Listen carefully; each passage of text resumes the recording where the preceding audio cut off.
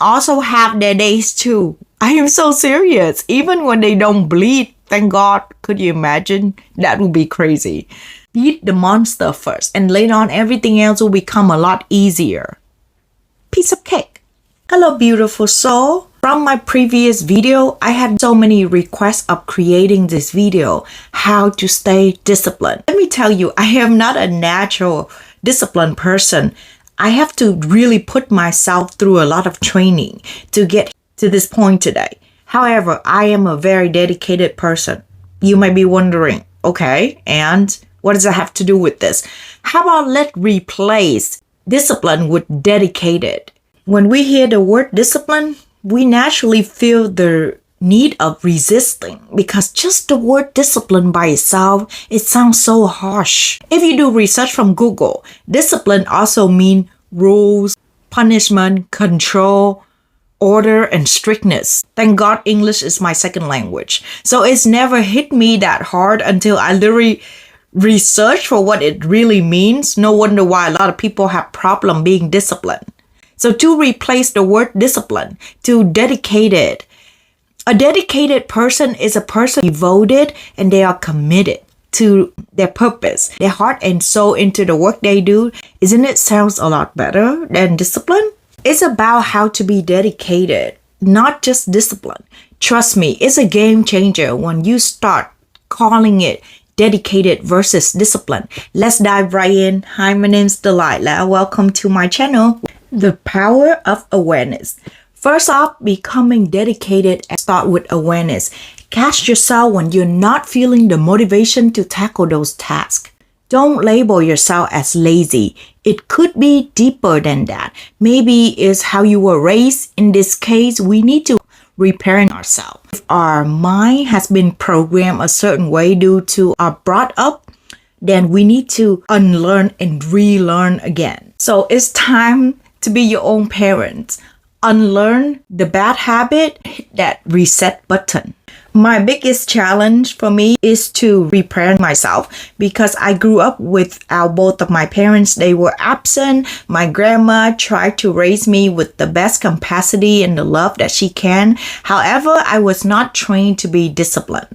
My father would visit once a month and lecture me about discipline. But it was never enough for me because I was just a little kid. I needed constant reminder and somebody to be there for me, to teach me. I was messy and unorganized.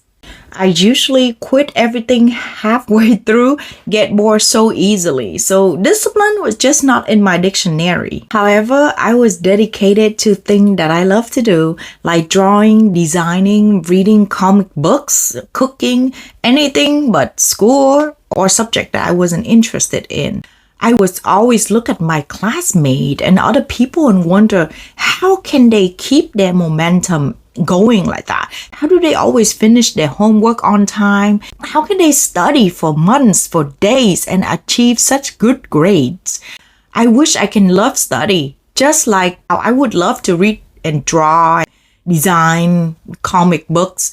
Until now, I realized that I can. If I change the way I look at the work I have to do, this is how I learn to unlearn. Dig deep, my friends. Understand those underlying conditions that hinder yourself into being a dedicated person. It could be self-doubt, and this is very dangerous because deep inside, subconsciously, you already don't believe that you can do the work. Therefore, there's no point for you to continue to even try.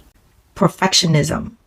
Do you know what perfectionism can do to your body? It could lead to heart disease. This is so ridiculous to expect everything to be perfect. How that would do, how the energy would make it so uncomfortable for your body because we can never be perfect. This shouldn't even be an excuse. You cannot expect perfection. You will always be stressing out. Do your best. That doesn't mean it has to be perfect. The next thing is to be afraid of failure. Gosh, please, you guys, you need to embrace failure. Because failure is the only way that will lead you to success. Would you laugh at a baby? Trash talk a baby from trying to walk, trying to speak? Then why would you do it to yourself? Why would you look down on your own failure and think that this will define you? Failure is just another step leading you to success. There's no success without failure. Just like healing, you need to peel the layer and take a look what is the root cause, not just slap a bandage on and then hope for the best. It doesn't work that way. Let's talk about hormone and motivation.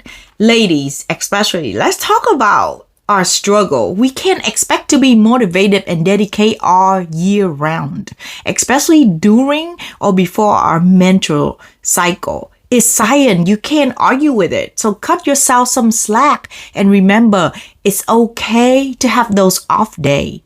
The week before my period, I don't even feel like doing anything. I don't feel the same motivation as the other weeks.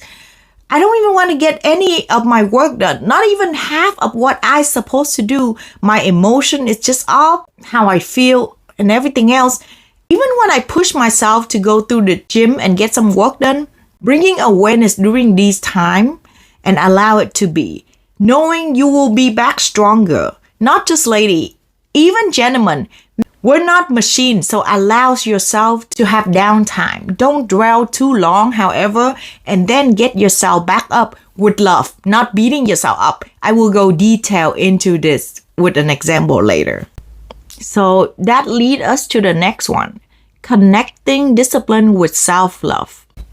Instead of trashing yourself, wrap your action in a blanket of love. Let me illustrate. Party invitation versus work project. Trash talk versus self-love. Which one do you think will lead to better decision? Not surprise. Self-love. Here's an example. Being invited to a party, you know there will be drinking and you haven't been out for a while. However, there are big projects waiting for you and you need to finish by Monday. And you debating, you know that you're supposed to stay at home, but FOMO is hitting you and you really want to be out. You really want to have a drink. What do you do at this moment? Watch how you speak to yourself. If you choose the path of self-trash talk, what a lazy pig. You rather get butt drunk and spend the next day laying in bed hangover than put in the work. You never go anywhere with your life. You're so lazy. You're pathetic. You know what you're going to do after this? You are going to think, I'm already bad. Might as well be bad. Why do I need to be good for? Why bother? You see how crazy it is? Self-trash talk yourself. Now imagine a self-love approach, okay? This is how you're going to talk to yourself. Hey, I love you. I know you really want to do this, but I want to protect you. And I know this project is so important to you. I don't want you to harm your body with substances. You won't have the same energy to work on the project the next day. You will fall behind and then you will stress out and it will affect your future performance. I love you too much to let that ever happen to you. Always ask what a person who loves themselves will do and you will get the answer. Do you feel the differences? The self-love path encourages positive choices and nurture a mindset that support your dedication journey versus having someone who beat you down telling you that you already suck. Might as well just take off and go party and have fun. It's like having your own cheering best friend being there next to you and support you in every way. It is powerful and transformative. The next thing, let's talk about language. Language matters. Let's say you should replace I should with I want to, I get to. I should go to the gym. I want to go to the gym. I should eat healthy. I get to eat healthy. And if you're extreme like me, okay, then you can be replacing I should with I must. I should focus on my health. I must focus on my health. I should work on my content next week. I must work on my content next week. The urgent tone is real. Find out what worked for you and watch how it changed your mind. Next thing is to reward yourself.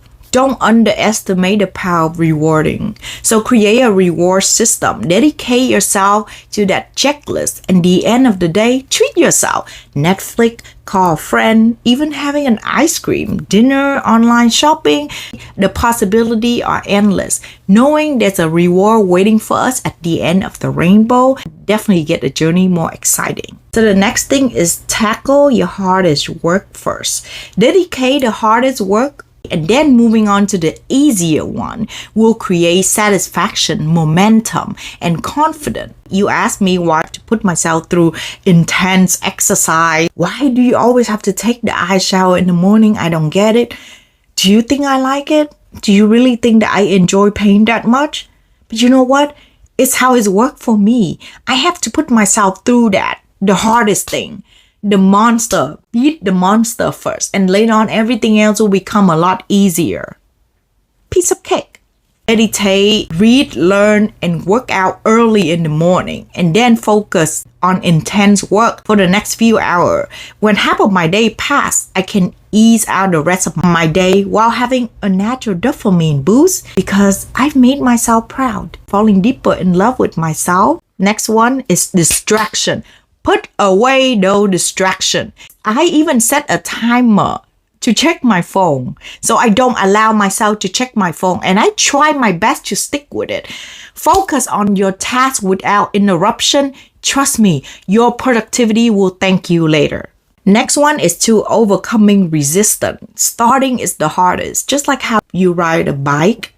And you just have to climb up the mountain like this. And it's so uncomfortable. There's so much resistance. But the minute that you pass over that hump, you get to slide down. You will get to enjoy the wind, breeze in your face, and the feeling of achievement where you climb that mountain with all your strength, and then it will become easier. So just start. And then I also have the 3-minute rule. If I don't want to do it, I'll just do it for 3 minutes. Usually when I sit down and do it for 3 minutes, I'm not going to stop because now I'm like, what's the point of me stopping? I'm already doing it. I'm just going to read 1 page of the book. Most likely, I'm not going to read 1 page. I will continue to read more. So just do whatever it takes. Find out a way to make yourself start the task that you're supposed to be doing. And then, of course, this is 5-second rule for Mel Robbins is coming in. When I wake up in the morning, I don't want to get out of bed. Just 5, 4, 3, 2, 1. You don't give your brain the time to resist. Just get up and do it, and it will happen. It's so uncomfortable, but the feeling of rewarding is on another level. And that's where those natural dopamine that you create yourself so that you will have the motivation to keep going. Because you need to understand that motivation come and go. It is not consistent. Your mindset is what will continue to push you going. Last but not least, this is something very important. I want you to enjoy everything you do. I know. It's like, really? It's so much work. It's like being disciplined. No, being dedicated. Okay? So if you enjoy the work that you do, you romanticize everything that you do. Oh, reading this book's gonna bring me to the next version of myself. I will soon be my future self, and she will be so proud of me. I will achieve all the accomplishment that I deserve. I will look at myself in the mirror and be even more proud of myself for who I am today. The result is waiting for me. Just romanticize it. Make it sound like the best love story that you ever crossed. Seriously, it's much better to be sincere versus being so serious all the time. I must do it. I gotta do this. I gotta do that. I need to do this. It just take out the fun of it. You know, life is too short. Yes, we live to learn, to earn, to return. But that doesn't mean we can't enjoy the process while we are in it. So do whatever it takes. Add a little fun in everything you do. Make it silly. We don't have to be serious all the time. Stay lively and have fun. This is also why I stopped making such serious video. I'm just adding my humor in, and I'm not trying too hard. This is really who I am in person. If you talk to any of my friends, I'll be watching my old video and be like, do you really talk like that? And I'll be sending it to my friend and like, why are you so serious? So now, you know what? I'm gonna be the goofy person that I am. And Why can't I talk about discipline without making a little joke out of it, right? Okay, that's all I have for today. I hope you enjoyed the video. I genuinely hope that you find the joy in everything you do and you find a way in what I share and find your own way so that you can keep your momentum, your motivation going, and you can get all that you want to achieve, all the tasks, checklists, so you can reward yourself. Sending you so much love and light. If you think anybody who needs this video, come on, let's share it. Let's create more motivation and let's help each other to get better, to be better, and to be dedicated to the task, to the goal, to the future that we are destined to be. Building dedication, discipline, take time. The more you practice, the better you will get at it, and the more you will love yourself, the more your confidence will rocket to the sky. Sure, there will be setback, but what doesn't have setback in life? Every successful person has a foundation built on dedication and focus. So don't give up. Go out there and dedicate yourself to all the greatness that is waiting for you. You've got this. Bye. See you in the next video.